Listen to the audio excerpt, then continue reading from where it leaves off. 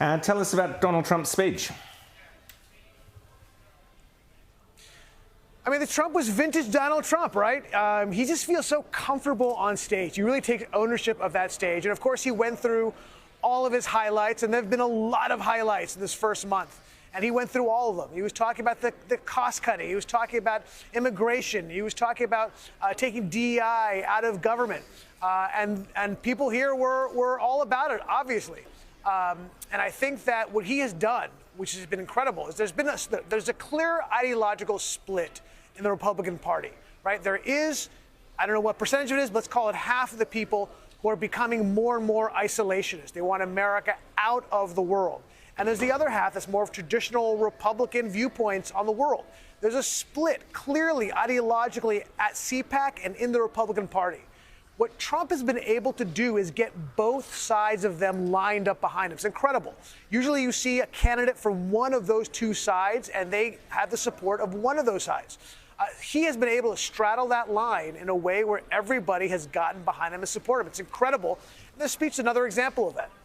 Well, it's been 4 weeks of just shock and awe. As I've said, it's Christmas every day. I'm getting quite tired of it. But one of the enduring scenes from CPAC, I don't know if you were in the crowd that night, was Argentinian President Javier Milei handing a chainsaw to Elon Musk. I mean, some of the scenes we are seeing out of this event are quite astonishing. Tell me about the mood there and Elon Musk's role so far in the Trump administration. Yeah, Milei is my spirit animal, no question about it. Love that guy. And he's done what's necessary, right?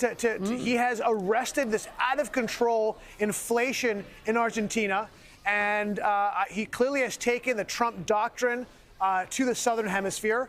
I think it's great. I think he's become a rock star here in CPAC and the Republican Party in general. And I think similar to him, I think it was a great, it was a great handoff of that chainsaw. I think people view Elon Musk in the same way. This guy is going in there. He is pulling up his sleeves. He has taken his crew in there. They are getting into the numbers, and they are cutting costs. Real numbers. We're not talking a few $1 million here. We're talking about $55 billion so far.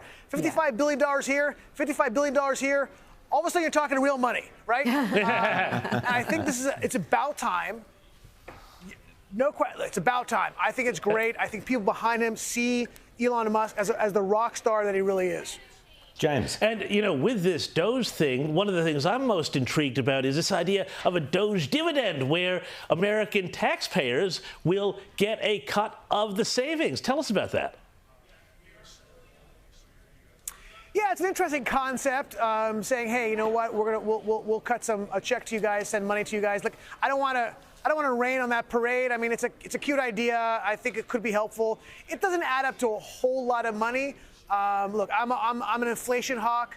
I don't want to bring this party down, but look, I'm not all about sending money out to people who could just spend more money, driving up prices again. I think we can use that money to cut our deficit. I think we use that money to cut our interest rate payments, by maybe buying back some bonds. I think there are other uses of that money, but look, at the end of the day, people are hurting. There's no question about it. And if they can use $500, $1,000, I'm not sure what it'll come out to per person, but it's not nothing. That doesn't hurt for sure. I think the American people who could use the money, I personally would use that money, put that back, cut our debt, and continue cutting our spending. I think I agree with you there, Ami, but I was amused by one of I think it was a CNN reporter or one of the left-wing reporters on one of the shows saying, what's $5,000? If you gave $5,000 back, how would it help people? Which I thought showed the elitist attitude of the left. But quickly before we go, Ami, Ukraine, Russia. So obviously that's been the big topic of the week. What was the mood or the arguments at CPAC regarding Ukraine, Russia? I mean, that's the most. I mean, if you and I did. If you kind of stand around people's tables, listen to their conversations, clearly a topic of conversation. And I think again, it highlights the split we've seen in the Republican Party. I think there are a lot of people. I think most people here, including myself, look, we want to see this war come to an end. I think that pretty much everyone here is in agreement. 3 years is too long to have this meat grinder of a war destroy two economies, destroy two people, take away the youth from both these countries. At the same time, I think there is this split between whether or not we should cut off Ukraine completely or whether or not we should support them, but support them within certain limits, which I certainly fall in that camp. I think the Ukraine war has done a number of things, right? I think that it has degraded the Russian economy, it's degraded the Russian army, it's taken a geopolitical foe, one of probably our second greatest geopolitical foe, off the map, really for maybe a generation. And even more important, I think it's made China look very closely at Taiwan and saying, if the U.S. is willing to do this for Ukraine, we don't have as large of an interest in Ukraine as we do in Taiwan, what would the U.S. and the Europeans do if we invaded Taiwan? I think that is super essential in terms of the geopolitical map and where we move next. And also, maybe even equally importantly, we have taught the Europeans that they need to be able to step up and pay for their own self-defense.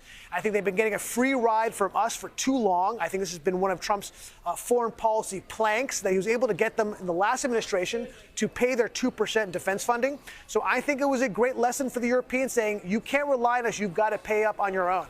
That's my view on this thing. And Ami, you're right to point to China, and you're probably not aware, or you might be, that right now off the coast of New South Wales, I know you know Sydney and New South Wales well, right off the coast of New South Wales, there are Chinese ships firing live ammunition, causing our aeroplanes to have to redivert themselves. Yes. They're having war exercises off the coast of New South Wales. I think you're absolutely 100% right to draw attention.